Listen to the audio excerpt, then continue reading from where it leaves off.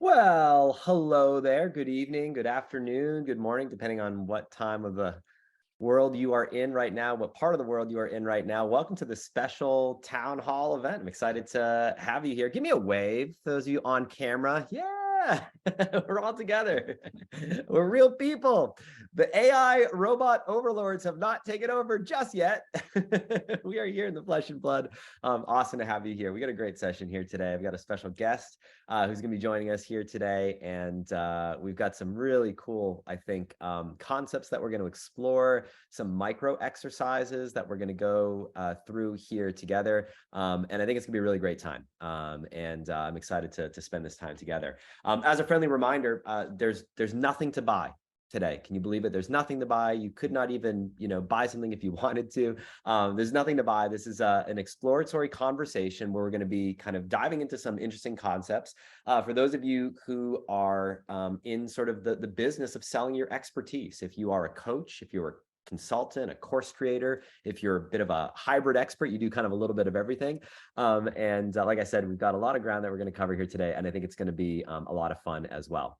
So before we dive right in, I want to make sure that you can hear me okay, you can see me okay, and you kind of know why we're here.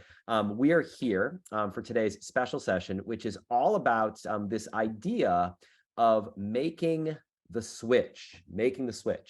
And we're going to be talking about a step-by-step path to go from tired and trapped to freedom and flexibility. I'm your host, Ryan Levesque, CEO of the Ask Method Company. And in a few moments, we'll be joined by a special guest, our director of coaching here at the Ask Method Company, the one, the only Miss Stephanie Licata, whom I'm excited to introduce you to a little bit later here as we dive right in.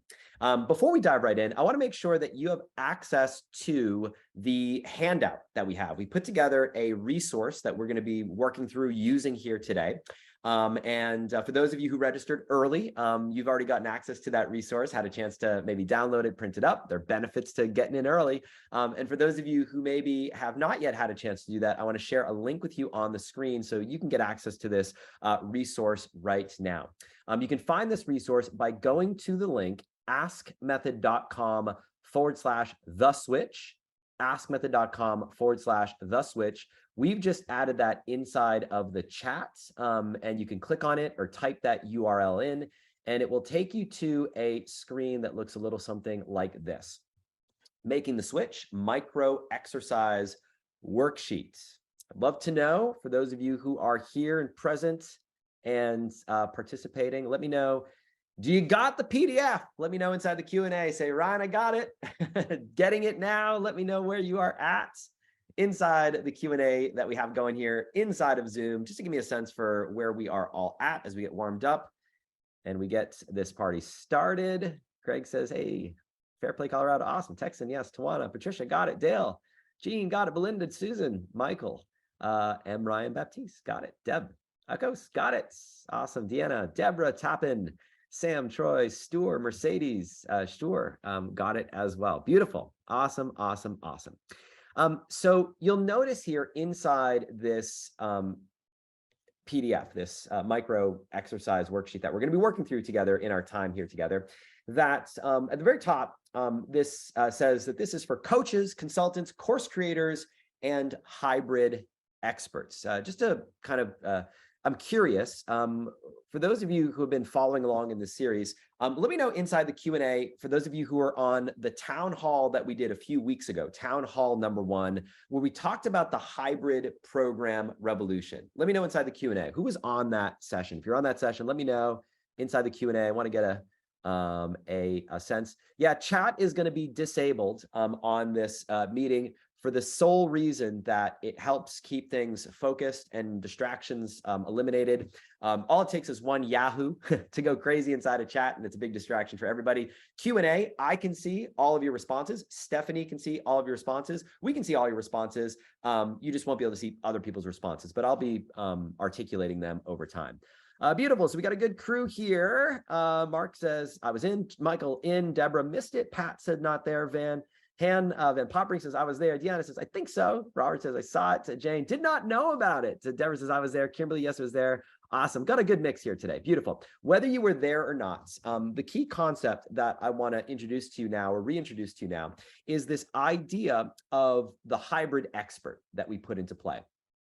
If you're selling any sort of expertise in any way, shape, or form, what we talked about at the last town hall is that we've seen this trend sort of emerge in the marketplace where there are a lot of people that we work with, clients and students who, they say, look, I do some coaching, but I'm not I don't consider myself just a coach. I might have a course, but I don't really consider myself a course creator. I might have a book, but I'm not really someone that considers themselves to be an author, like it's kind of part of my business. I'm kind of like a hybrid of all those things. For lack of a better term, I'm sort of a hybrid expert. And in some cases, the program that you might sell might be a hybrid of all those things. It might be sort of a mix. It might have some coaching elements. It might have some teaching, training elements. It might have some mastermind elements. You might have membership elements. And you kind of have like the best elements of all these different types of programs that you've combined into a hybrid situation that works best for you. And that's kind of what we talked about in a lot more detail than that. So first thing I just want to get a sense for here inside the group as we kind of dive right in is I want to get a sense for who's here. I want to get a sense for what you're selling. I want to get a sense for what price point you're selling at and a sense for the type of product that is the prominent thing that you're focused on right now. So I'm going to use this to shape the nature of today's conversation, the examples that we put in.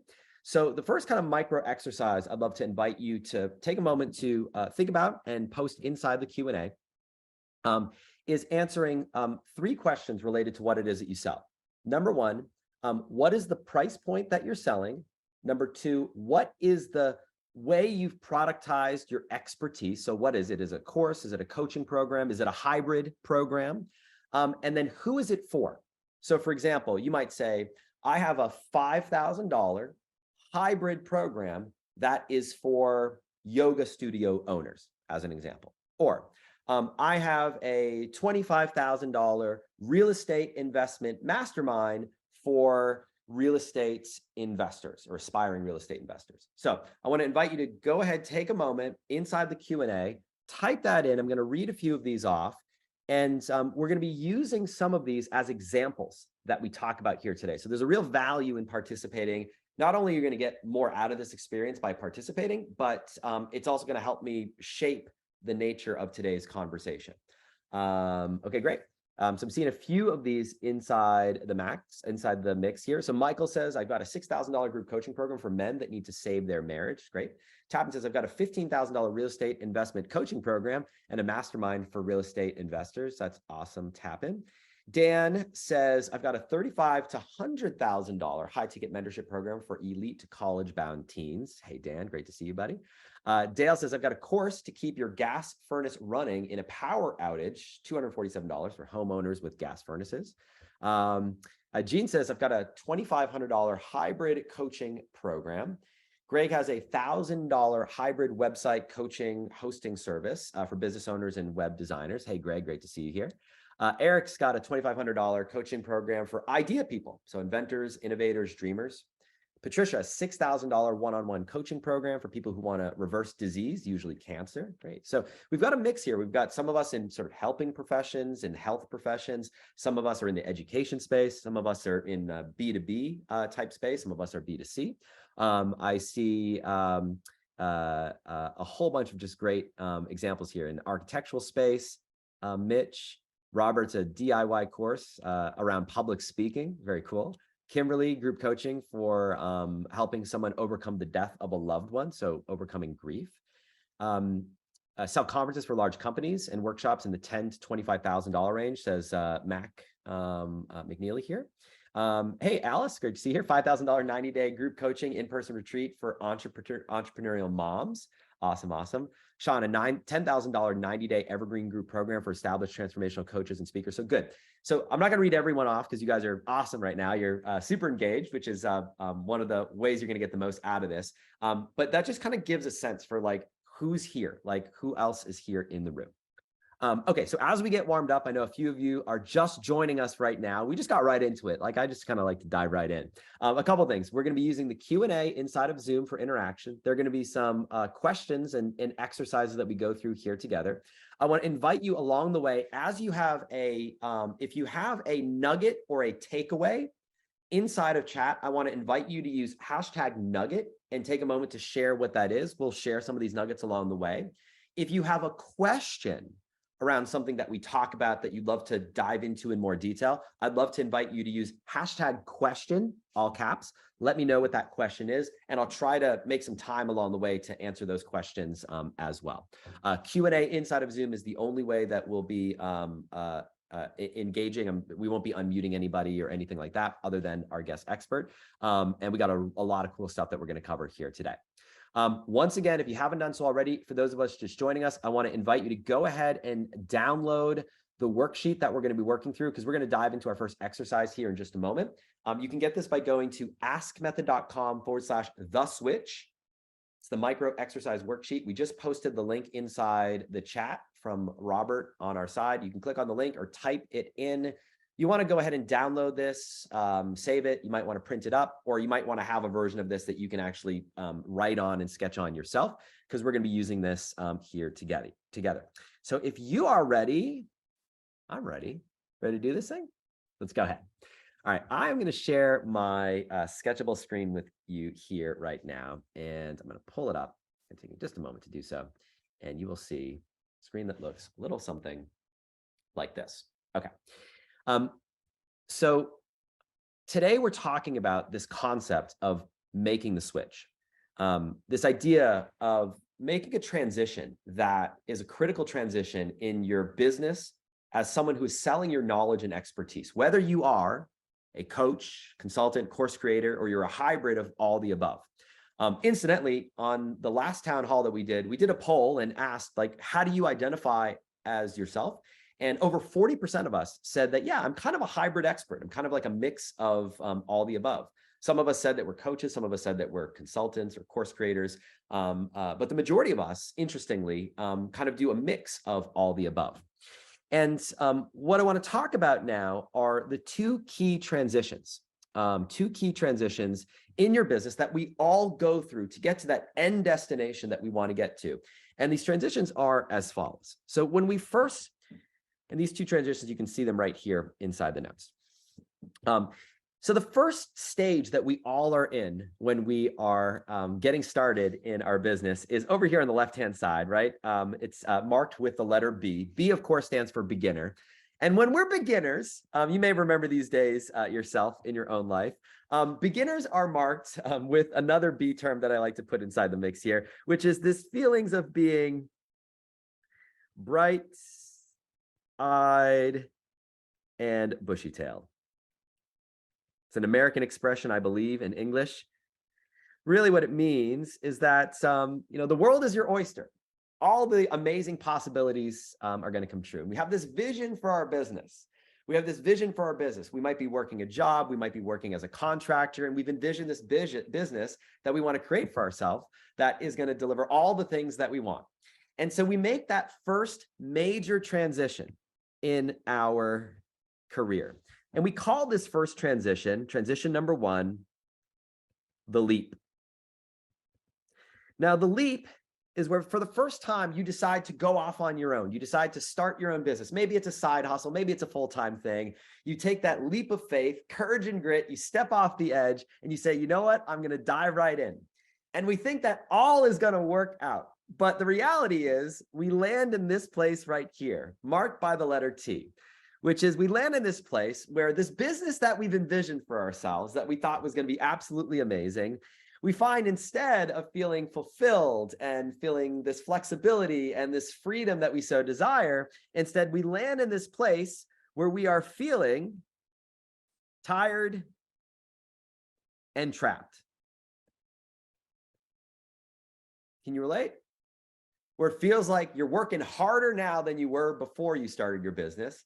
You feel trapped around all the things. It's like your business owns you. You have no freedom and flexibility. You're working all the time just to try to make things work. And what ends up happening is we've essentially created this prison for ourselves.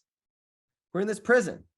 We're trapped. We're tired. And the question is, how do we actually get out? Well, there's a second transition that is key, which is going to be the focus of our conversation here today. The second transition that you see right here is not about making the leap. In this case right here, the second transition is about making the switch. Now, the switch is all about making a few pivotal tweaks to the way you do things in your business to take you from this place of feeling tired and trapped to entering the realm over here of experiencing freedom and fulfillment. Going from feeling tired and trapped to feeling a sense of freedom and fulfillment. The desire that I imagine most of us here want to achieve in our business. And in order to do that, the focus of our conversation here today is going to come down to one word. And that one word is all about leverage. It's all about leverage. Now, when we talk about leverage in the context of today's conversation, of making the switch, going from tired and trapped to freedom and flexibility, the first thing that we want to be focused on is, what does that leverage mean? Well, for the purposes of our conversation here today, this leverage refers to decoupling your income from your time. In other words, creating a paradigm in your business where it does not require more hours of your time to make more income and make more impact in the world.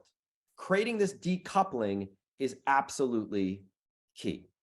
Now, we're going to go into the stages of leverage that exist in the key areas of your business and a number of exercises to help identify where you are right now on that spectrum of low leverage and high leverage, and what your immediate next step should be to get you from where you are right now to that next level. But before we do that, I want to zoom up one level here. And looking at this diagram, I want to get a sense for where we're at, because I want to know who's here and make sure that we're having this conversation at the appropriate level. So we're going to do a quick poll, which we'll pull up on the screen here. And what I'd love to know is, which of the following best describes where you're at right now? Are you currently in the process of making that leap? In other words, going from beginner to launching your business? Are you in the process of going from feeling that sense of tired and trapped and wanting to achieve that freedom fulfillment? Or this is kind of a tongue-in-cheek question right here. Are you, arrived? You 100% there. You've got all the freedom, all the fulfillment inside the world. I'll give you just another few seconds to take a moment to fill that in. We'll see who is here right now.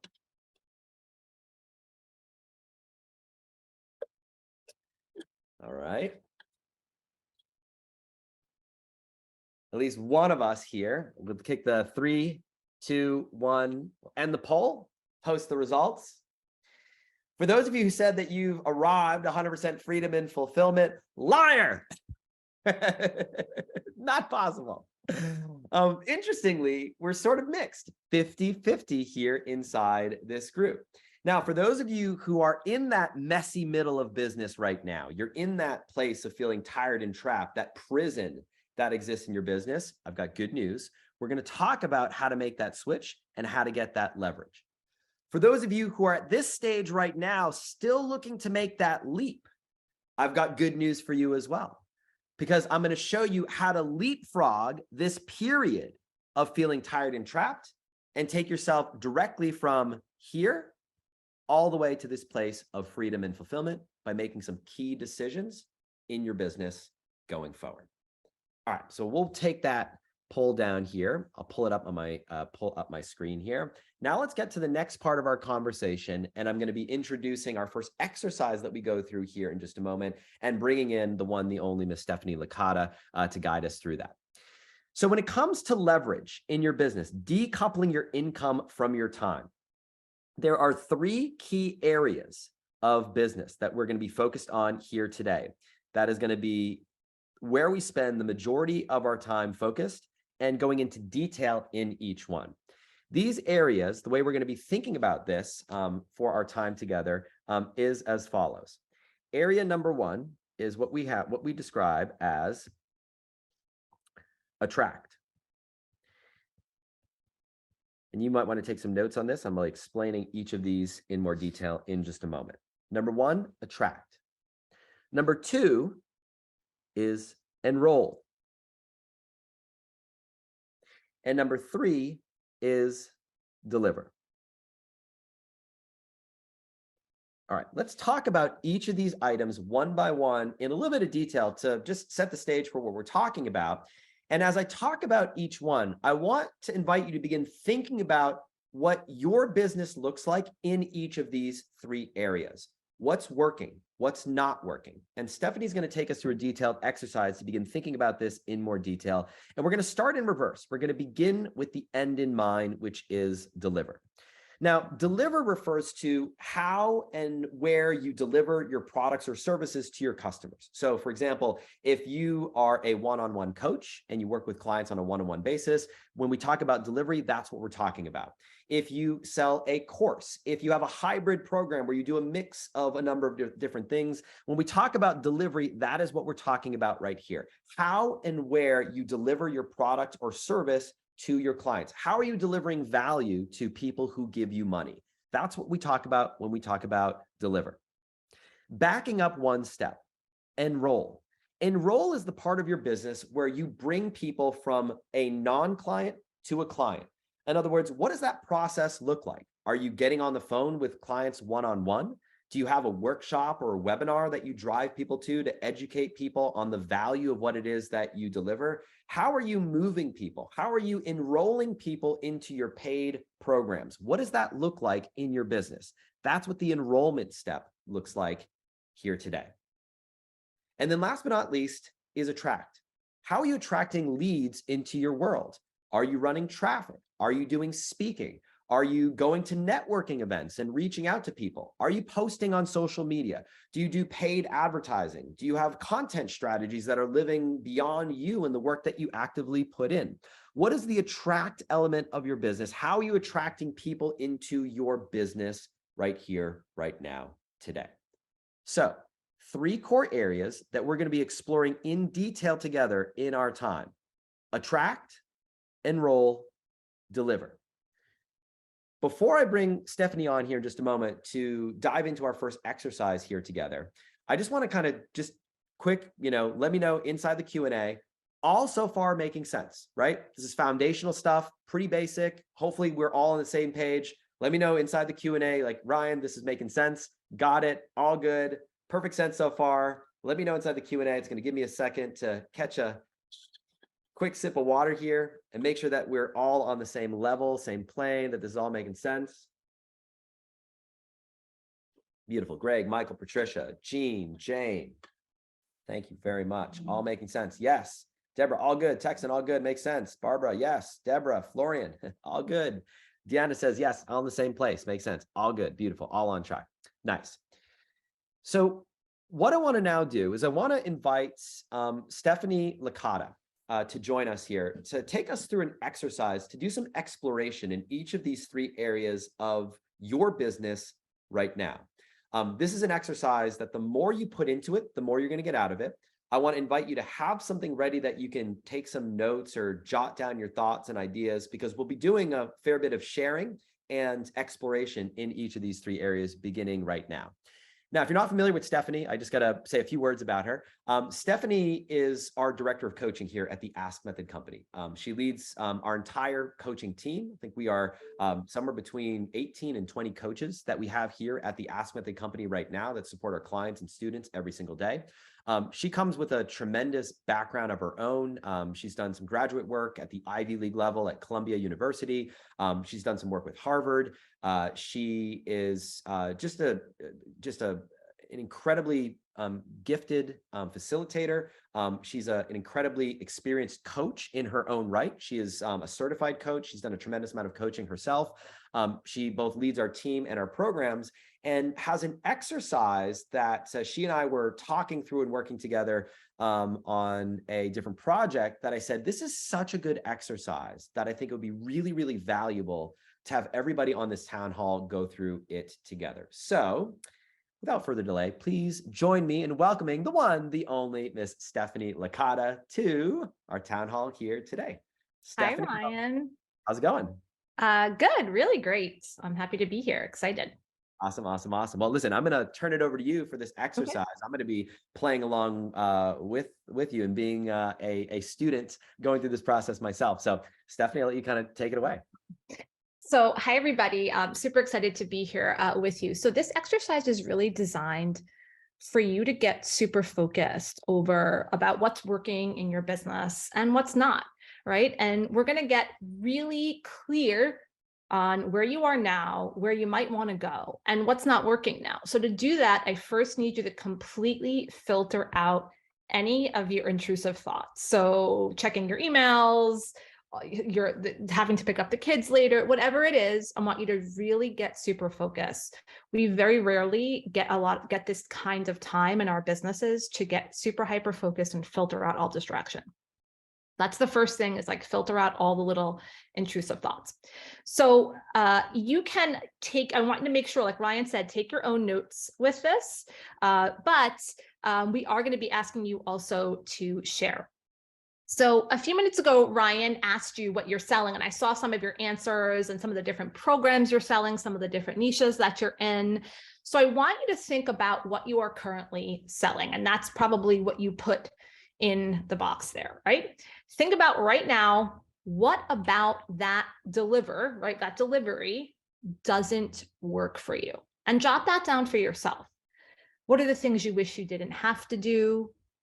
What gets you frustrated or disengaged, right? Think about what's not working right now in the current delivery. So take those notes for yourself, really dump your brain. This is a brain dump, all right? What doesn't work for you about what you're currently delivering?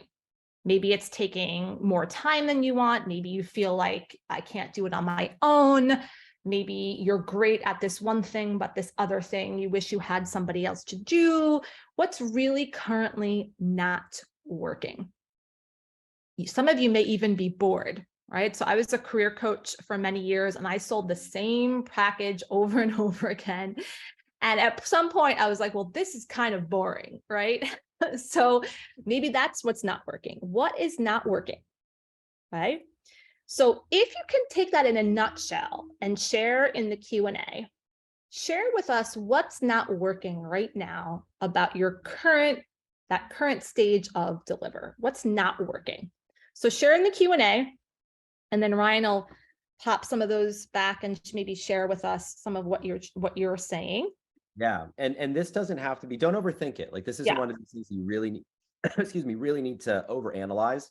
It could be that snap reaction, like, oh, I hate the fact that I have to work on Fridays, or I hate the fact that I've got to travel, or I hate the fact that, I pour my heart out to my clients and they don't follow through, or I hate the fact that I'm on back-to-back calls and I don't have time for anything else, or I hate the fact that I don't have control of my time. It's whatever that snap answer that came to you immediately without overthinking it, that just jumped in your mind. And so I'll just read a few of these. So Catherine says, takes too much time, not enough money. My health and quality of life are currently getting sacrificed, and it's simply not something that will work long-term, burning at both ends. Anyone else relate to that? I can relate to that right there.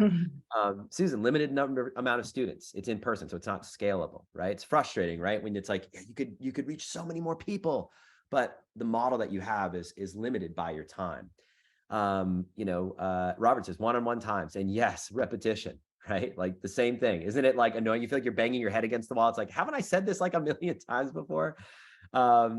Keeping people engaged and wanting to keep buying. Fulfillment, my team and the community management, says Florian. Laura says, creating and writing the content constantly. Clients don't finish or follow through. Yeah, it's super, super frustrating. And there's a bunch of great ones here. I love it. Organized content, but I hate creating course videos. Time and money. Hey, Troy, I can't get the content organized. I procrastinate because I have no paying clients. Everything else comes first. Yes. Kathleen says, I am the bottleneck. Who else feels like you're the bottleneck in your business? Yeah, show of hands. Raise the bottle to let me know that you're the bottleneck. Yeah, aren't we all, right? This is great. So those are some kind of Stephanie, that's a sample of what I'm seeing inside the Q&A on Deliver. Okay. All right. So hang in there with us. Don't worry. We're not going to leave you with all the gloom and doom, but I want you to think about how you are enrolling people in your delivery. So we're just going to focus on that. Are you doing live webinars? Are you speaking? Are you posting on social media? Are you doing one-on-one calls? What about that process doesn't work? Like, what makes you cringe about the enrollment process, about getting people in, about closing people? What do you avoid? What do you hate, right?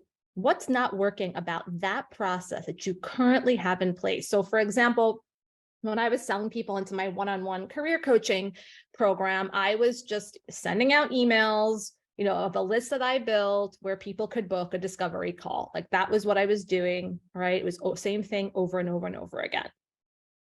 So again, we want you to share what's not working about the enroll stage. What's not working? What makes you cringe? What do you wish you didn't have to do? Yeah, and it could be a number of things. Like it could be you don't like doing one-on-one enrollment calls. Like the fact that you have to be on doing enrollment calls. Maybe that that may light you up. That may be the thing that just like you look at your calendar and you're like, oh gosh, I don't want to do that again. Maybe it's having to do the same live sales webinar presentation like over and over again. It's like you do the same thing. Maybe it is the fact that you've got to do so much education of your clients to educate them on the value of what it is that you deliver. But if you just focus just on the enrollment step for a moment, and by the way, if you're wondering where this is going, we're going to be doing a follow-up exercise where this is going to really come together and really give clarity around where to focus your time and attention. But for a moment, think about enroll. Robert says so many discovery calls and 10% no-shows. Super frustrating, right? Like you get these people on and it's like, you almost like you wonder before every call, is the other person even going to show up? And so you like come into the call with that negative energy of like, all right, is this person even going to show up? Are they going to stand me up? And it's like, you kind of never know what's going to happen. Calvert says tire kickers trying to pull out free information instead of buying the course. The worst, right? Like people just show up, waste your time, don't respect your time. And they had no intent of buying in the first place. And it's like, all right, that's the worst. Manual discovery process convert prospects into participants, says Eric. Greg says, okay, that's a great deliver problem. That's a great, we'll get to that one, Susan. We'll get to that. Doing videos, says Sophie. Michael, repetitive enrollment emails and calls that don't convert and people that don't show, constant need to build fresh content. It's great. Despite having a good script, says Sarah, and it sounds like the potential client is interested, they don't buy, right? So it's nothing worse than that, right? There's actually nothing worse than the client that ghosts you, right? It's like, at least tell me no, right? It's like, at least say, no, I don't want to move forward. Like, okay, you can live with that. The worst is when the client just like ghosts you at the end. It's like, are you in or are you out? It's like, yes or no. The worst answer in sales or enrollment is maybe, or no answer at all. Yeah, I can certainly relate to quite a bit of that. All right, Stephanie. So I think one more area that we're going to take a quick look at, attract. Okay, so now let's talk about this attract phase. I want you to think about how people are coming into your world. Do you have some kind of freebie content that you give away where you're collecting an email address? Or are you, again, speaking? Do you have a podcast? Are you in Facebook groups? Are you posting on social media to attract customers into your world? And think about what's not working there. What makes you feel stuck about attraction? What makes you feel like you're spinning your wheels about getting people into your world to even want to even be in an enrollment conversation? So this is before you're in enrollment. They are getting to know who you are. Maybe it's that you feel like you're putting out all this content and it's not, you're spending all this time. That very early on in my business, I spent all this time like putting all this social media stuff together. And I was like, well, this isn't doing anything, but I thought I had to like create all this content and write all these blogs. And it was just like, I was spending so much time doing that, right? So maybe you feel like you're spending all this time creating stuff and it's not getting you the attraction result that you need. Yeah. And just to differentiate the two, because I did notice some of us posted some attract elements in the enroll kind of Q&A, and some of us posted some deliver elements. Remember, deliver is the actual delivery of your product, like the service that you deliver. Enrollment is, you can think about it kind of like, if you had to use the word, it's the sales process. It's like where you're having those conversations, you're enrolling an interested lead, an interested person into your program. Attract is how you're attracting those people in the first place, right? The way you attract might be different depending on where you're at right now in your business. So to Stephanie's point, you might do a ton of guest blog posting to attract people into your world. You might do a ton of posting on social media. You might be doing speaking. You might speak on different podcasts, different interviews. You might be running paid advertising, and your paid ad strategy is just not working. It's not effective. So same question, third and final time inside the Q&A, when it comes to attract, what's the thing that's not working? And again, don't overthink it. It's just like the thing that jumped into your head as soon as we asked the question, whatever that is, that's the right answer. The thing that stands out, it should be the thing that pops up. And if the answer is nothing, you can put nothing if it's all great and working fine. So go ahead, inside the chat, let us know. Software that I'm drawing with, just incidentally, is a program called Notability, and it's on an iPad. Greg says a Facebook group full of freebie seekers. Great. Posting on social media, not knowing where to network, not knowing anyone, says Gene. Michael, targeting the right audiences with the right ads. Catherine says finding time to do it. I know what I want to do. I just can't get the time to do it as fast as I want, right? Tawana, not being consistent. It's tough, right? It's like there's some days where you do it and then there are other like weeks go by and it's like, oh my gosh, like I just can't make the time for it. Eric, yeah, too many lists, too many emails, posts on social media. Sarah, posting content not as consistent as I want to. Social media posting and networking.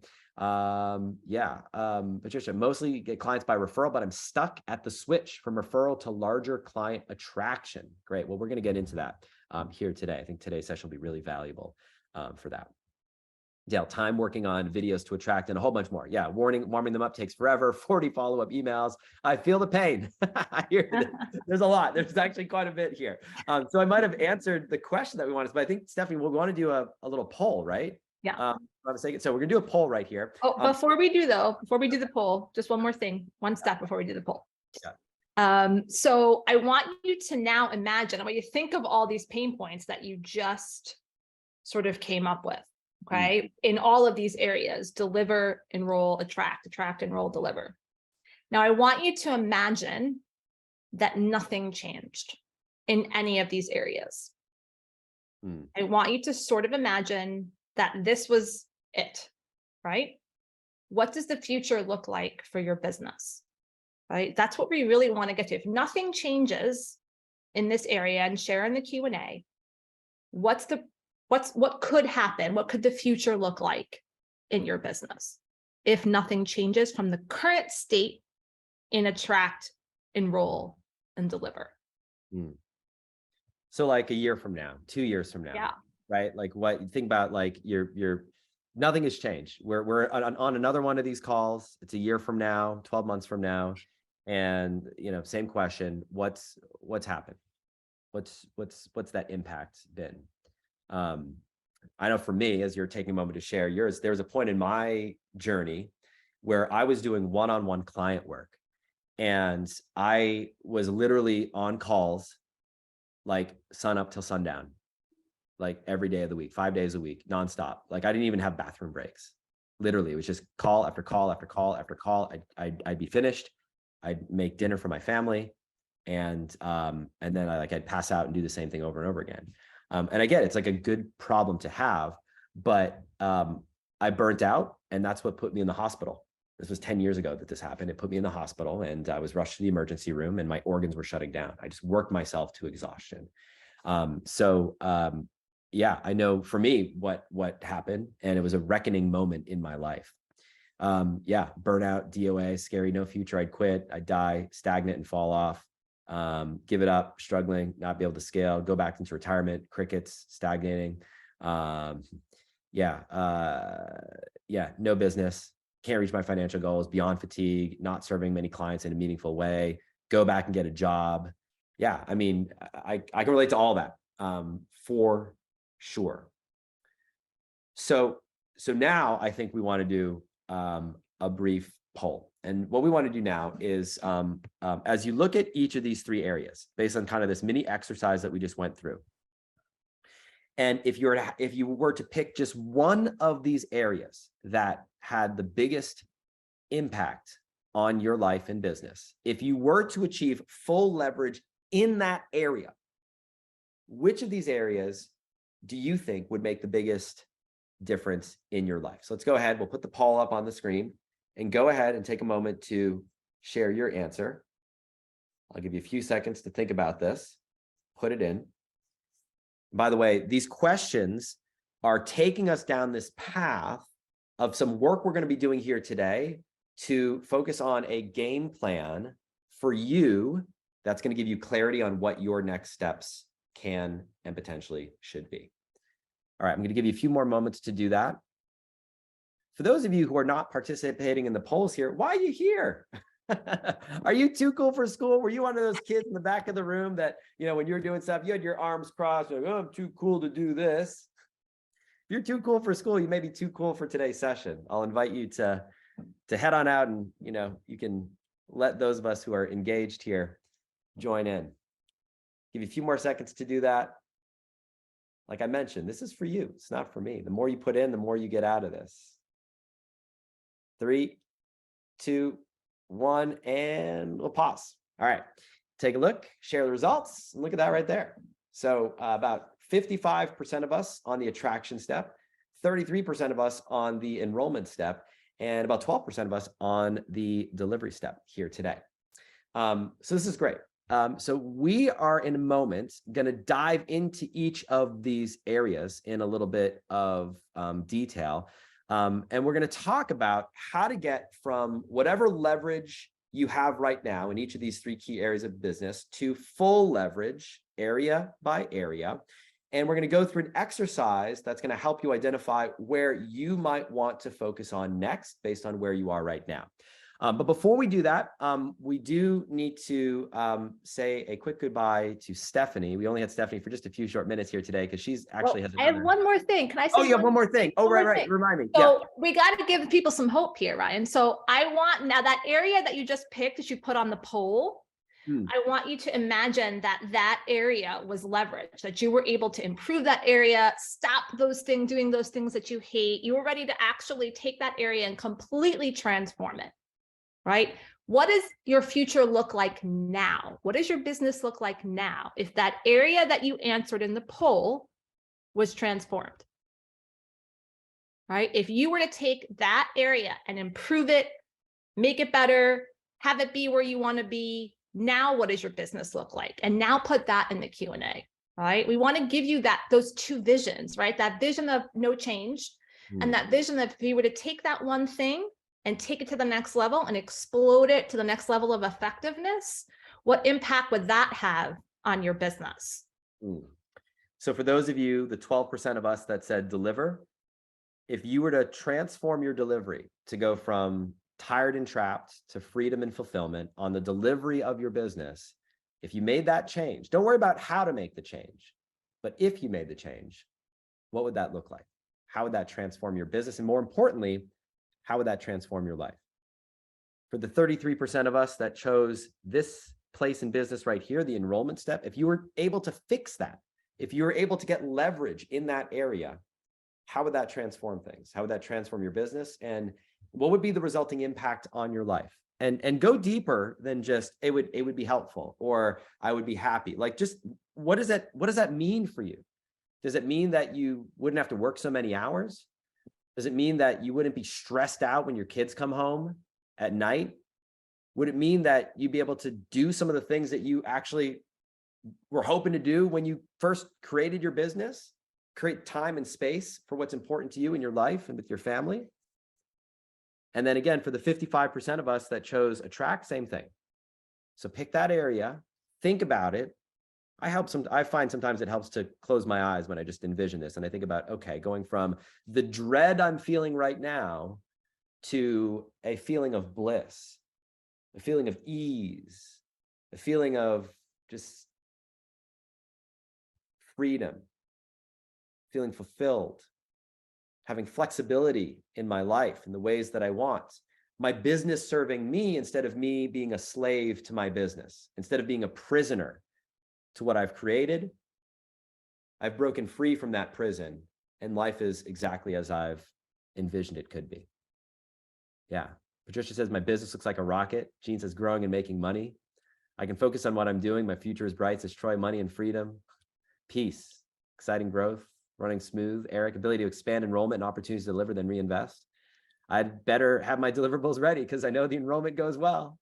Hire people in my business can run without me at least twice a year. Imagine being able to take a vacation.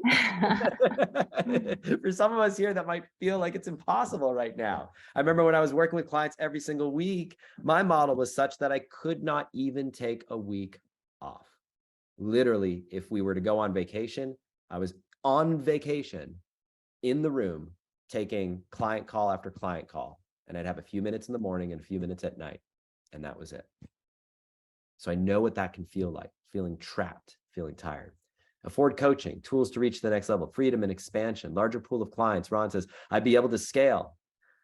Robert says, delivery, time trap, one-on-ones, more time backs. Patricia, I'd have free time and be able to serve more. Marbecca, I could hire people so business can run without me for at least twice a year, running smooth. Laura, more freedom, helping others, higher income, keep creating, helping, be able to have more time to be with family. Jane says, we need more reliable income and the stress would be less. Awesome. Well, thank you for that, Stephanie. And I appreciate you taking us through this exercise. We've got a lot more to come here, but as I mentioned a moment ago, we only had Stephanie for a few minutes here today before she's got to run to her next appointment. If you would be so kind, join me inside the Q&A and just send a bit of love to Stephanie. You can send hashtag Stephanie Love or Steph Lug, just a bit of appreciation for taking us through this. I think it's set the right tone and it set us up for this next exercise that we're going to go through, where we're now going to get into some of the nitty gritty of all of this. So a lot of love for you, Stephanie here. Stephanie Love, thank you so much. A lot of thank yous, a lot of love, a lot of hearts. You rock, Stephanie. Thank you, thank you, thank you. Thank you, Stephanie. Appreciate you taking us through that exercise. And thank you, everybody. That's it. Have a great rest of your training. Awesome. Bye. Thanks, Steph. Bye. All right, beautiful. So getting in the right mindset and thinking about what's working and what's not working is going to set us up for success as we get into this next exercise. And this next exercise, we're going to go through in a much more nitty-gritty, detailed way, what you see down at the bottom of the screen here, which I'm going to make a little bit bigger, like this, where we're going to explore each of these areas in more detail, beginning from right to left. So for this purpose, I was taking a look at the comments that were posted early and what we're selling and you know, what type of program. For this example, we're just going to use an example because we do need to start with something to kind of make it real. And so for this, we're going to pretend that we're selling a $5,000 hybrid program. And don't worry about the market. Don't worry about the niche. Don't worry too much about the deliverables. You're going to want to modify and adjust the work that we do together based on what you are selling. So if you're selling something at a higher price point or lower price point, just think about that. If you're selling a different type of program, think about that. But I'm trying to pick something that's kind of in the middle of some of the price points that I saw posted inside the group. So again, we'll say this is a $5,000 hybrid program. And what I want to now talk about, we're going to go from right to left, and we're going to go through each of the three key areas of this model that we began talking about, beginning with the deliver step. So I'm going to take a moment to actually write these all out. And you can do the same thing. If you're using the handout, I want to invite you to engage, use the handout. You can take some notes on this. If you're sketching out your notes on your notebook or hand, kind of just give yourself a quick little sketch of this, because we're going to be covering this in a fair bit of detail here. And it's going to be, I think, important as we go through this, that you'll want to have this for yourself. So along the top, we have first, of course, on the far right, our deliver step. Make that a little bit thicker. Let's go like this.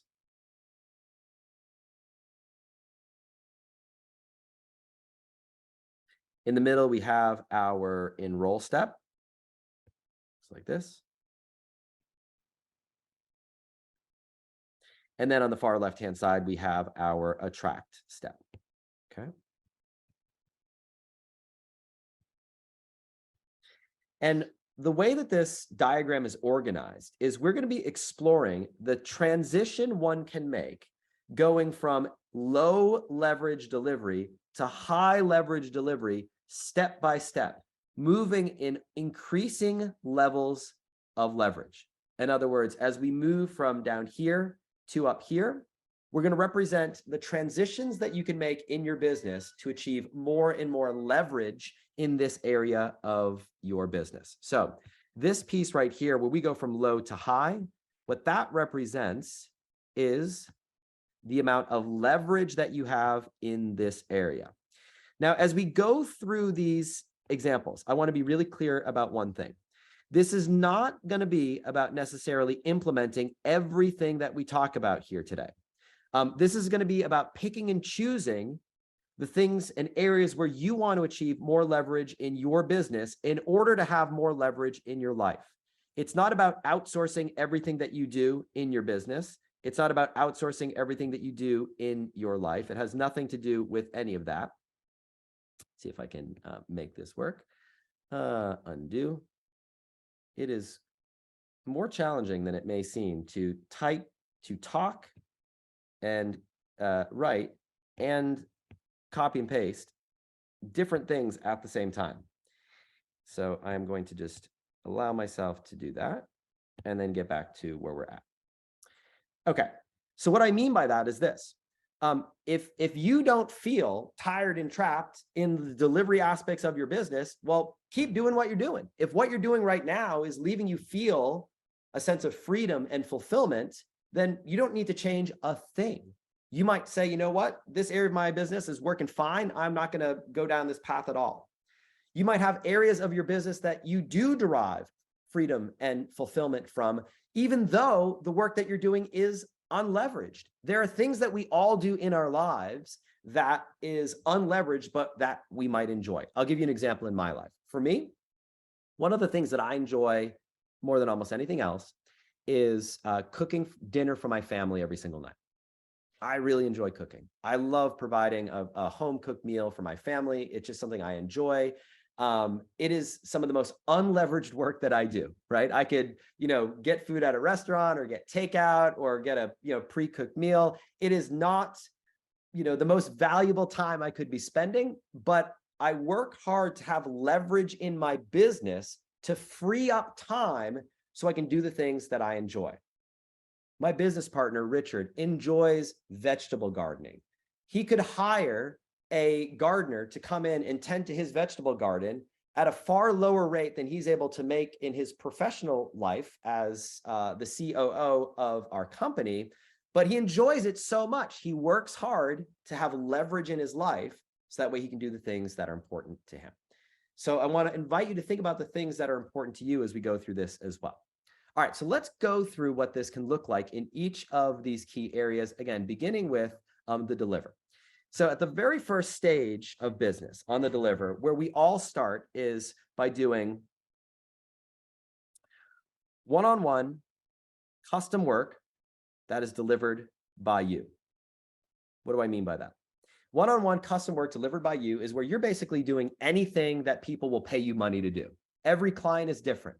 You might have one client that you charge one amount of money and you do one thing for. You've got another client that you charge a different amount of money. One client is a 5-hour-a-week commitment. Another client is a 10-hour-a-week commitment. Another client is a 30-minute call 3 times a year. Every situation is different. It's all custom, it's all bespoke, and it's all delivered by you. It's all on your shoulders. The next level of leverage, call it level 2 of leverage, is where you make a shift from one-on-one custom work to one-on-one program work. What does that mean? What that means is you've productized your expertise. You've transformed what it is that you do for clients into a standard, repeatable process that you do the same way every single time. You've productized your expertise. It's the first key step to achieving leverage. So that way you're not making it up every time you work with a new client. You have a standard, predictable, repeatable process that you can deliver, but that process is still delivered by you and it's still done on a one-on-one basis. The next level up when it comes to delivery is one-on-one program, a program that you're delivering not on a one-on-one basis, but on a one-to-many basis. This is where you're making a key shift in your business, where you have shifted from working with clients one-on-one to now working with clients in some form of a group setting. You're serving more than one person at a time. If you're doing work on Zoom, instead of it being a one-on-one Zoom call, you've now got a group of people that you're working with all at once. You've unlocked this new level of leverage that you've decoupled the number of people you can impact in an hour of your time from going one to more than one. And this is a key milestone in achieving leverage in the delivery of your business, but it's still delivered by you. Level 4, you have that same one-to-many program paradigm that you have started to implement in your business. But now, instead of it all being on your shoulders, it's you plus a team of people that you can begin to rely on to deliver that product or service to your clients. It's not all on your shoulders anymore. You've got a team of people supporting you in this journey. And then last but not least, level 5, the highest form of leverage is where you have a one-to-many program that is not delivered by yourself, but it's delivered by a team of people other than you. In other words, what that means is that you can impact the lives of other people completely decoupled from your personal time. You can be on vacation, traveling the world, doing something else, cooking dinner for your family, gardening in your garden, and yet your team that you've built is able to impact the lives of your clients. So I'm going to pause here for just a moment, and I want to just get a sense for where we're at right now. So we are going to do a quick little poll. This poll has 2 questions, and based on the way I've described each of these levels of leverage, I want to just get a read for where we are right now. So 2 questions, which will pop up in just a moment.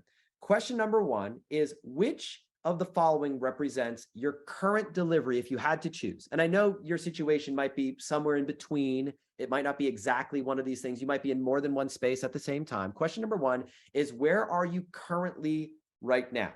Where are you at right now? Question number 1. And then question number 2, the second question in this poll is, if you look 12 months from now, what is the level of leverage you would like to achieve or have achieved in your business? So in other words, what's your current place right now, and where would you like to be in 12 months?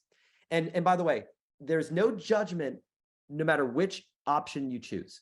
So whichever option you choose, whichever one speaks to you is the right answer for you. It's not to say that you have to be at level 5, that you have to be at level 5, or you have to be at 4 or 3 or 2 or 1. It's, where are you right now, and where would you like to be? What's the level of leverage you would like to be? Again, I want to give you permission. If you love doing one-on-one work and you would just love to sort out the enrollment and attraction phases of your business, great. Or if you're in the total opposite end of the spectrum, you say, you know what, I don't want to do any client work at all. That's totally fine as well. So I'll give you just another second or 2 to take a moment to post. I'm going to hit the stop poll button right now. We can hit that. Let's share the results and we can see where we all stand. So check it out. So you can see kind of where we're at as a group right now. 43% of us sort of at level 1, 26% level 2, and so on and so forth. That's where we are right now. And if you scroll down, you can see kind of on a goal basis where we're looking to get to as a group. So you can see here, a lot of us want to get to level 3, 4, or 5 as kind of the goal that we'd like to be at in the next 12 months from now. Okay, great. So that's the delivery phase in this process. Now let's take a look at the enroll phase. Now, when we look at the enroll phase, I want to invite you to decouple the levels of enrollment from the levels of delivery. In other words, if you are at level 1 in delivery, you could be at level 2 on enrollment, or level 3 on enrollment, or level 5 in enrollment. Just because you're at level 1 in one area of this attract, enroll, deliver model is not to say that you're at level 1 everywhere, okay? So with that in mind, let's take a look at each of these elements in more detail. Okay, lowest level of leverage on the enrollment side is when you are doing one-on-one calls with each of your prospective clients as far as your enrollment process. In other words, you have no way to pre-educate clients. Clients are getting on the phone with you right away, and you're doing all those calls yourself. You are spending time doing enrollment calls. You might call them discovery calls. You might call them breakthrough calls. They're different names for the same concept, but you're doing the one-on-one calls yourself.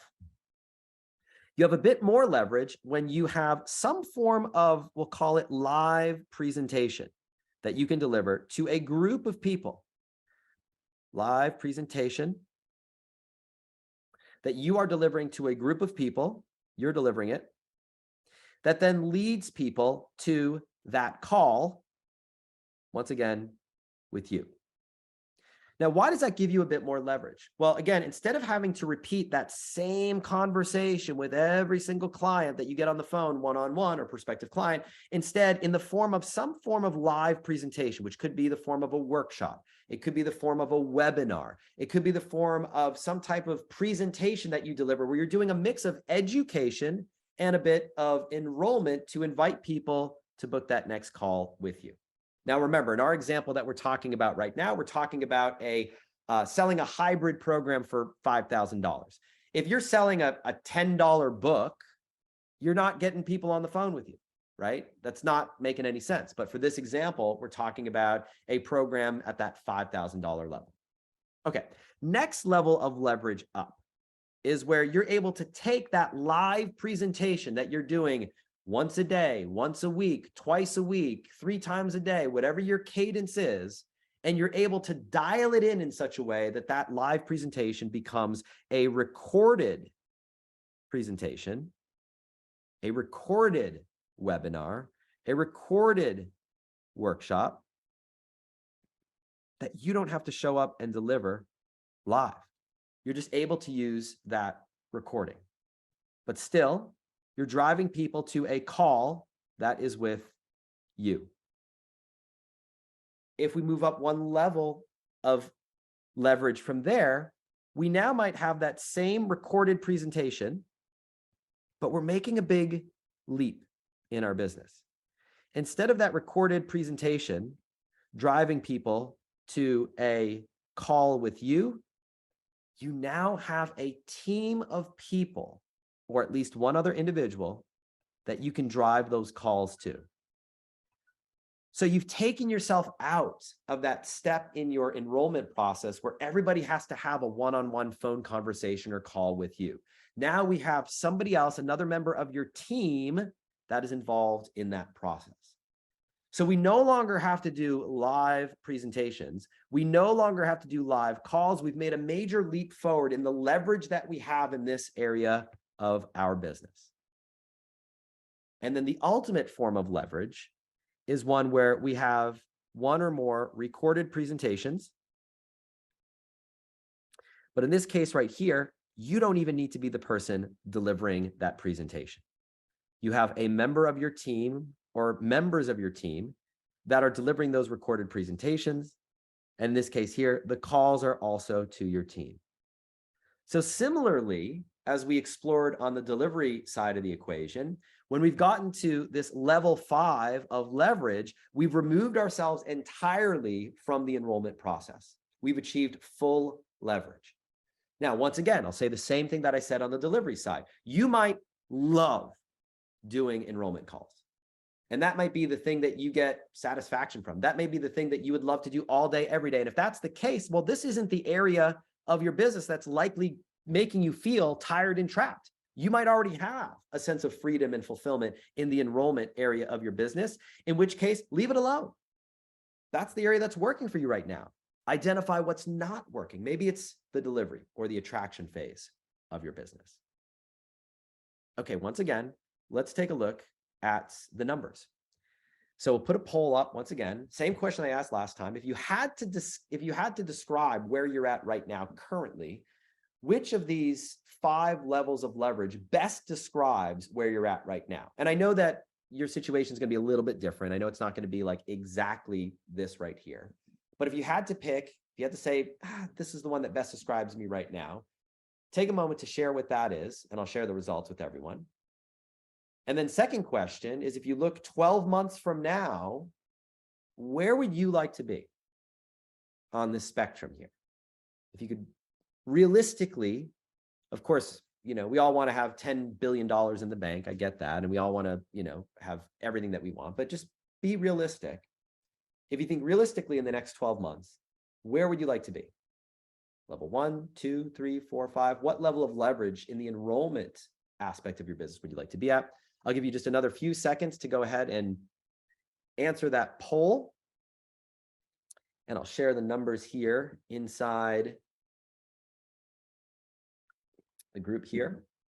3, 2, 1, and we'll end. You can see right there on the screen, 57% of us are kind of at the lowest level of leverage. 25% of us one level up, 15% of us at level 3, and a small fraction of us are at level 4 or level 5. On the goal side of things, you can see right here, where we'd love to be, right? A recorded presentation, maybe delivered by yourself, and a call to another member of your team so that you're not having to do all of those enrollment calls yourself. Beautiful. Awesome. And by the way, for those of you who might not see the polls, one pro tip between now and the next time we do one of these town halls, just make sure that you upgrade your Zoom. You need to be on the most updated client of Zoom. If you haven't updated in a while, that could be the reason why you might not be able to see the poll, for anyone not seeing the poll pop up as you go through it. All right, now let's go through the third area in our model. We're going to take a look at Attract before we're going to look at one of these in a little bit more, even more detail. And I think this is where it's really going to come to light for us here. Let's look at Attract. So again, Attract, this is how you are attracting people into your world. This is how you're bringing strangers who don't know who you are to becoming paying clients who are working with you in a formal way. So let's take a look at the levels of leverage that exist on the Attract side of the equation. So the lowest level of leverage is when you're at a place in your business where you have no platform whatsoever. No platform. What I mean by that is you don't have a platform to speak of. You have no audience to speak of. You are hustling. You're going to events. You're networking. You're posting on social media and saying, this is what I'm doing. And you're doing anything that you can. You're scrambling and hustling to get attention, to let people know, hey, world, look at me. This is what I'm doing right now. But it's not based on any platform. It's not based on anything that you might control yourself. It's not based on anything strategic. You're doing whatever it takes to get out there in the world. You go to live events, you talk to the person who's sitting next to you, you try to get people to join you for lunch, whatever it takes so that people will pay attention and take notice. Next level up in terms of leverage is where you have access to other people's platforms. Now, other people's platforms, what I mean by that is that same live event that you may have attended as an attendee, as a person in the back of the room, well, you've had the opportunity to lead a session at that event. You have had the opportunity to get on that stage. Instead of just being a listener to a podcast or a member of a Facebook community online, you've been invited by the community organizer to be a guest on that podcast, to do a guest workshop in that Facebook community. So now all of a sudden you have other people's platforms that have elevated you, that you have gotten access to, where you can put yourself out there in the world. One level up in terms of leverage is where that becomes shifted to strategic partner platforms. What you're doing here in this phase is you are now formally engaging other businesses in some form of referral system or program that you have developed. In other words, you are offering some payment in exchange of referring you business. You've got formal joint venture partners who are maybe downstream or upstream in business. They help people with the thing you help people with in your area of business, but just one step before or one step after. So that way, when you are, for example, if you are a lawyer, you've got a formal arrangement with a financial planner that allows you to refer business back and forth. If you are a expert in, you are a chiropractor that helps with sports medicine, you have a formal relationship with a local gym owner who refers you business of his clients that have physical injuries that happen in the gym. It's a more formalized, structured way that you have concerted referral programs in place that are bringing you more consistent, predictable leads into your world. If we move one level up in form of leverage, we're now moving to paid advertising channels. Now, for the first time, instead of relying on other people's platforms, whether it's in an informal or formalized way, platforms, you're now forming partnerships, so to speak, with the paid advertising channels that are out there, i.e. the Facebooks of the world, the TikToks of the world, the YouTubes of the world, the LinkedIns of the world. You're now having access to a wide number of strangers that you've never had access to before, but it's still paid to play. If you stop paying, if you stop putting money into the machine, you will get turned off and you will no longer have access to those individuals, which then leads us to the highest form of leverage on the attraction phase of the equation. And that is perpetual evergreen platforms. What does that mean exactly? Well, perpetual evergreen platforms is you've got a video that you created 4 years ago on YouTube that consistently gets views every single month, that consistently drives traffic to your business every single month, that consistently drives leads to your business every single month. It's perpetual, it's evergreen. You've created it years and years and years ago, and it lives on.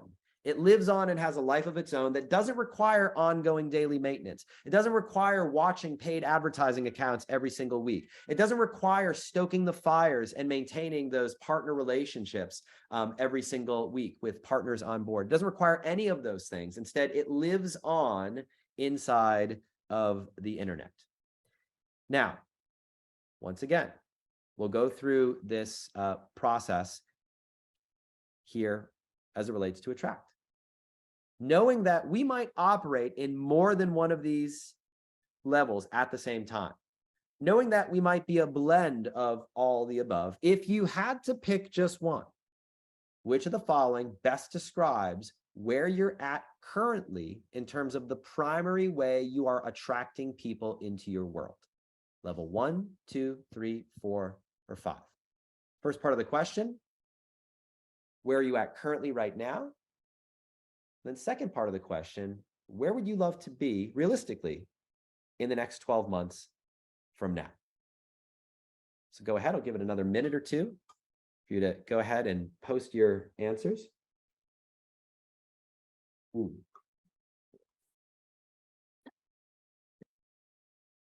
Yeah. If you're doing things like virtual summits, depending on the level of strategic partner relationship, that would be level 2 or level 3, speaking on other people's platforms. Give it another few seconds here as some of you are really thinking hard about your answers, which is great. I love that. I love that we're taking it seriously. I know the whole bunch of us is a key area for at least 55% of us that really want to get more leverage in this space. Give it 3, 2, 1, last call, and boom. So as I look right now, we've got 54% of us at level 1, 21% of it as level 2, and you can see the results on the screen as far as where we are right now. And then you can see on the goal state of where we want to be, 57% of us want to get to level 5. And that's a great segue into what we're going to be covering next here in our time. Because the reality is this. If we look at any one of these areas, there's 2 things at play that I want to drive your attention to. I can try to do this. Zoom it in. Okay. When we look at each of these areas on attract, enroll, and deliver, the reality is that we are not in just one of these areas at any point in time. In other words, we're never as cleanly just in one of these steps. Like, for example, if we look at the deliver phase of things, it's rare that you are 100% in one of these areas. Let me make that a little bit fatter. It's rare that you are in 100% in one of these areas. In most cases, what happens is this. We start out over here doing 100% custom work, and then we start maybe programmatically making our work a little bit more productized. We start kind of transitioning like this. And then over time, we might eventually launch our first one-to-many program. We still have some clients that we work with in a one-on-one basis, and maybe 1 or 2 that we do some ad hoc work for over time. So it kind of has that look and feel. Same thing on the enrollment side of things. You might have perhaps a live presentation that you're doing right now for one of your presentations, but maybe you've got one of your things that is producing some results that is recorded. Maybe you've just started bringing on a sales team member that's taking some of the calls off your plate, but you're still doing some of the calls yourself. So it's sort of at a hybrid of each of these different things. But the goal is over time, as you move up each of these scales, that you go from maybe early stage of your business, you're just hustling. I remember when I had no platform of my own, I would go to events, I'd post on social media, I'd try to meet people, I would say smart things to people so that they would want to do business with me. I'd invite people to lunch and say, hey, let's get lunch together. I was doing whatever it took to get people's attention. But over time, as my effectiveness started to improve, I would do less of this. And I started getting on other people's platforms. First platform I was on was my mentor, Dr. Glenn Livingston's platform. He invited me to do a podcast series with him where he and I had conversations together on the podcast. That led to people wanting to learn a little bit more about what I was doing. And we've set up a formal strategic partner relationship. And within each of these levels, there are increasing levels of sophistication as well. Like, so for example, if we just look at the strategic partner platform, you might start out doing, like, for example, a webinar a week, and you've got one partner every week that you work with. And that's kind of like the more basic strategic partner referral system. But over time, you might consider doing a more concentrated launch where you're, reaching out to 5 or 10 or 20 or 30 people all at once, and you're launching your brand new program. So while the early days of your business might look a little something like this, over time, the look and feel of your business perhaps changes and shifts, where you're doing less of this, bit more of that, bit more of that, bit more of that, and you're putting your emphasis over here. So there's constantly this transition that's taking place, constantly this experience of flux. But what you'll find with this, and I think this is important, and this is a perfect example of it right here. What I saw for this particular pillar of attract is that a lot of us right now are here, and a lot of us want to get here. And what I can tell you does not happen is jumping from one of these levels to the next. Generally speaking, that is not a realistic path. Instead, the way you get from down here to up here is to incrementally make moves that are stepping stones that get you in the right direction. You don't go from, oh, I've got one client to, oh, I'm making $10 million a year. It doesn't work like that. You've got to go from one client to two clients to four clients to 8, and so on and so forth. And that is one of the biggest mistakes that people make, is they think that they're going to jump from down here all of a sudden to up here. You've got to move step by step. So I want to show you one example in the time that we have, one example of what that step-by-step can look like. Then I'm going to open up some time for some Q&A to give you a chance to ask some questions that you might have about this process. And then we're going to do one final exercise to bring things all together. So let's take a deliver example. Let's take a deliver example, and let's take a look at one step, making the move from going from doing one-to-one work, a one-to-one program, to migrating into a one-to-many program, and what the steps can look like to make that transition. So I've got this pulled up right here. You might want to create something similar in your own notes. What we're going to look at is we're going to take a look at this expanded level 3 right here. Expanded level 3. In fact, I will do this myself to highlight it. Expanded level 3. Let's go here. Giving you a second to get your notes in order. Expanded level 3, right here. And we're going to look at what the steps might be to get you from doing a one-to-one program to transitioning into a one-to-many program, using some of what we do, what we've done in our business, how I personally made this transition myself, because it wasn't that long ago that I was doing the one-to-one work in this paradigm, and how we help clients do the same thing. So let's break this down into 8 steps. We got step 1, 2, 3, 4, 5, 6, 7, 8. All right, let's take a look at these in more detail. I'll make it as big as I can so it's easier for you to read. Okay, step 1. The first step might be to design what we describe here in our world as the Muddy Boots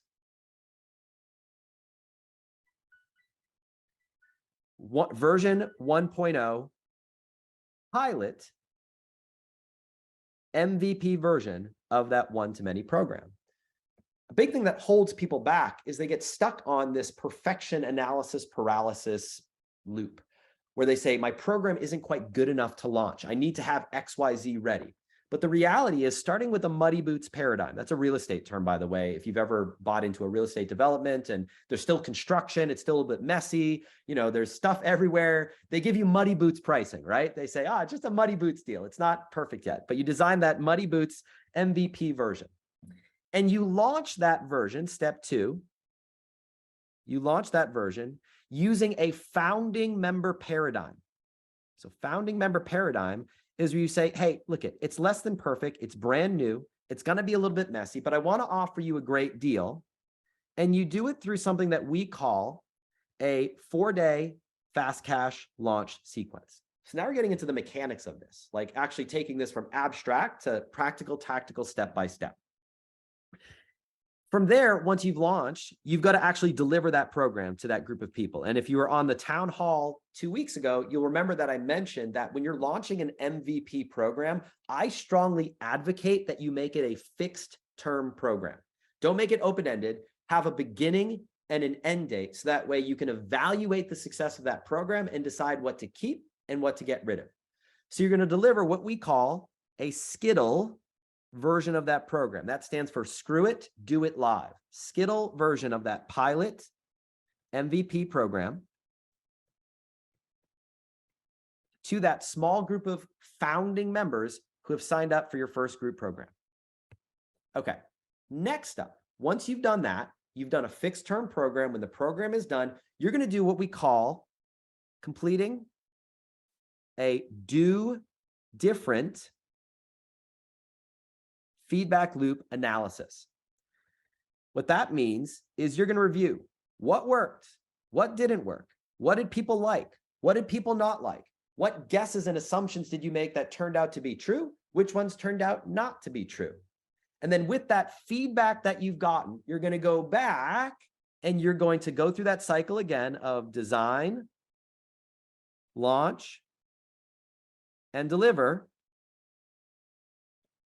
the 2.0 version of your program, where now you've taken all of the elements that you've learned from that first version, that pilot, that MVP, and you're going to deliver it again to prove concept. Now, at this point, having done 2 cycles, you'll be in a pretty good groove to now have the confidence to start making some transitions, where you can now announce and execute on a one-to-one price increase strategy. This is where you get to go to your customers and to your audience and say, hey, guess what?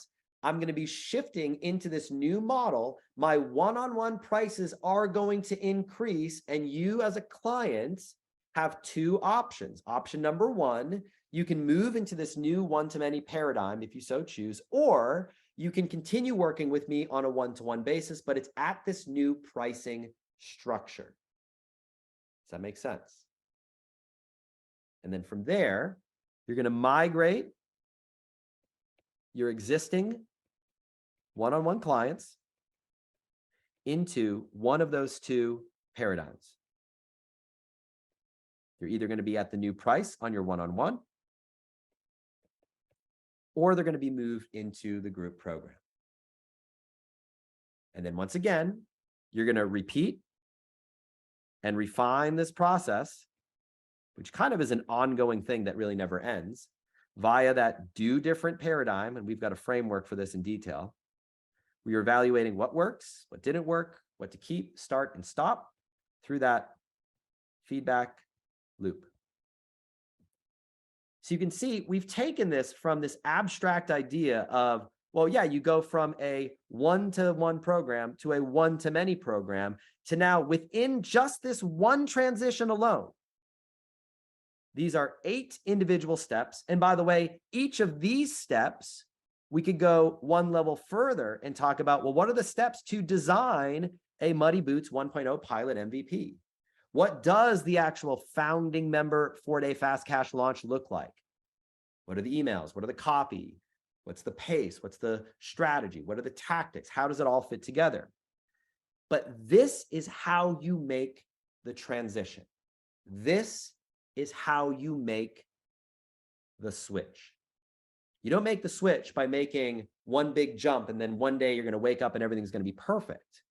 It's about making the small incremental improvement and changes in your business in each of the areas where you feel tired and trapped so that you can achieve that level of freedom and fulfillment that you desire. So I'm going to pause here for a moment, and I know that we're getting close to the end of time. I want to give us an opportunity to ask any questions that you might have. So if you've got a question on anything that we've covered up until this point, I want to invite you to jump into the Q&A and let me know, #question, what your biggest question is. If this has been helpful, also let me know, say, oh, that was really, really helpful. And in a moment, I'll be giving you an opportunity to let me know what you'd like to cover next, what you'd like to go into more detail on, what area you'd like to really focus on based on the conversation that we've had here today. Point number 2, 4-day fast cash, F4DFC. Marbeka stands for 4-day fast cash. It's a 4-day launch sequence that we've developed here in our company that corresponds to the 4 different buyer personas in every market and dictates how to reach each of those different segments of your audience. Greg says, what does SCIDL stand for? SCIDL. It stands for screw it, the S and the C, one word, screw it, do it live, SCIDIL. Great. Love it. Step 3. Yes, I mean, we could spend, frankly, hours on each of these individual steps that we've looked at very briefly. Eric says, next, let's focus on attract. Awesome. Great. Love it. MVP stands for minimum viable product, or like one of my colleagues likes to say, minimum buyable product. What that means, instead of trying to get your product absolutely perfect, instead of trying to get it all figured out, instead of trying to have all the bells and whistles and everything that you want to have designed here together, instead what you want to have is the bare minimum figured out so that you can actually launch your product into the world and co-create it with your customers. Let your customers decide where they want you to take things. This is what the ask method is at its core. Your message should not come from your mind. Your message should come from your market. Your market will tell you exactly what they want to know and what they want you to cover if only you know how to listen. And that's what this MVP process does. It gives you permission to be less than perfect. It gives you the permission to put something out there in the world and invite your founding members who are joining you in this journey to help co-create the experience with you. Great. Love it. Question, Kimberly says, on Attract, why would you feel someone might not or shouldn't jump straight into paid ads? It's a great question. The reality is paid ads often aren't the lowest hanging fruit available to you. So paid ads can work. Paid ads can scale a business. Paid ads offer a ton of benefits for all the reasons that you can imagine. But oftentimes there's lower hanging fruit available, existing relationships that you might have, opportunities to get on other people's platforms where you have a warm endorsed audience, right? If I bring someone on here, for example, if I bring Stephanie on here, you might have familiarity with me personally. You might have familiarity with our brand. Bringing someone like Stephanie on here, there's an instant transference of trust by bringing her on. If Stephanie were to go out and do a Facebook advertising campaign to come to a workshop that she's delivering, giving the exercise that she just provided, she's going to have a lot more challenge doing so because she doesn't have access to the warm endorsed audience that comes from this platform and session that we had right here. So it's not to say that it's not a good thing.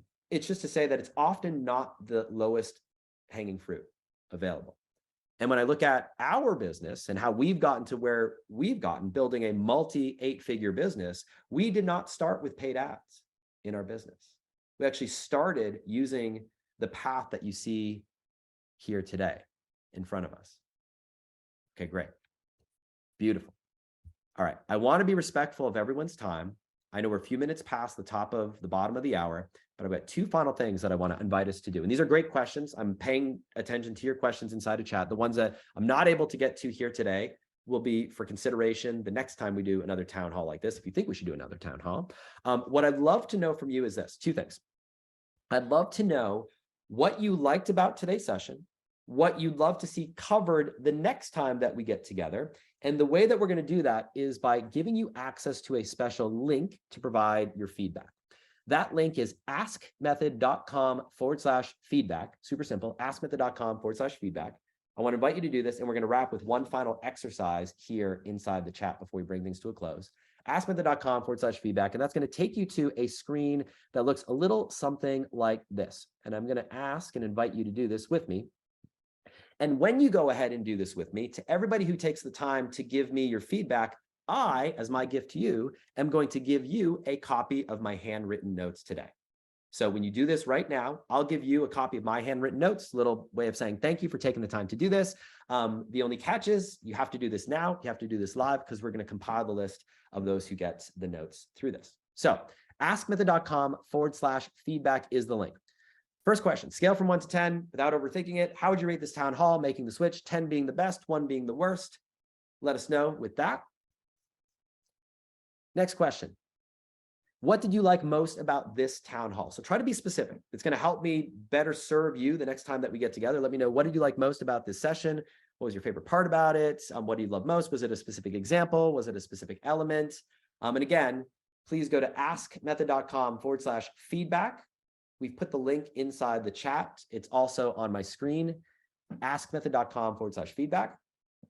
What do you like most about this town hall? Be specific. You might naturally want to jump to, oh, Ryan, I wish you would have done this differently. I wish you would have done that differently, which is great. I want to know that as well. But knowing what you loved and liked the most will help make sure that we keep that the next time that we do something together, that will preserve what you like. Because I don't want to get rid of the stuff that you liked in favor of replacing with stuff that maybe you didn't like. I'm just going to put test. And then final question, what would you like to see in the next town hall? Right? So what would you like to see more of? Be as specific and elaborative as you care to be at this point. So what would you like to see in the next town hall? What areas, what modalities, what specifics? Kind of knowing that we're talking about this theme, I know you might want to say, hey, Ryan, I want to see you dance around like a clown. Not going to happen. But related to the topic that we're focused on here today, what would you like to see covered in the next town hall here today? Let me know inside that form. Test. Next. And then lastly, this is optional, but if you want to let us know who you are, your name, your email, and your phone number, some of you probably know this, we follow up with a few people to get a little bit more context and get to know you a little bit better. So if you'd like to do that, please go ahead and do that as well. Totally optional. You can remain anonymous if you prefer. Take a moment to do that right now. Give you just another few seconds, and then we're going to wrap with our final exercise of the day and bring things to a close.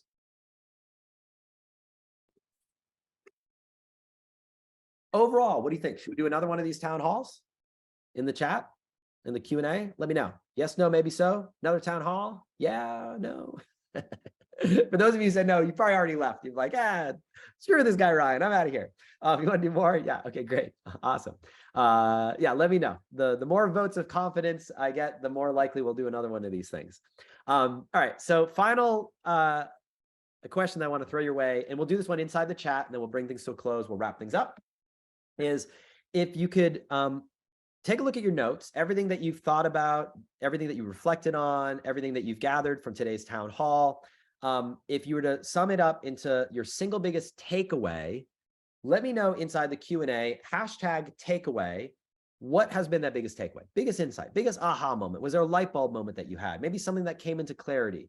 The more specific you can be, the better, right? So was it an example? Was it the exercise that Stephanie walked through? Was it the clarity of thought of going from the leap to the switch? Was it the 3 areas of attract, enroll, and deliver, and really thinking about which area requires the most focus for you in your business right now? Was it something about the levels? Was it about the transition? Was it the detail that we went into in the final stage at the end? What was your single biggest takeaway from today's session? Take a moment to think about what that might be.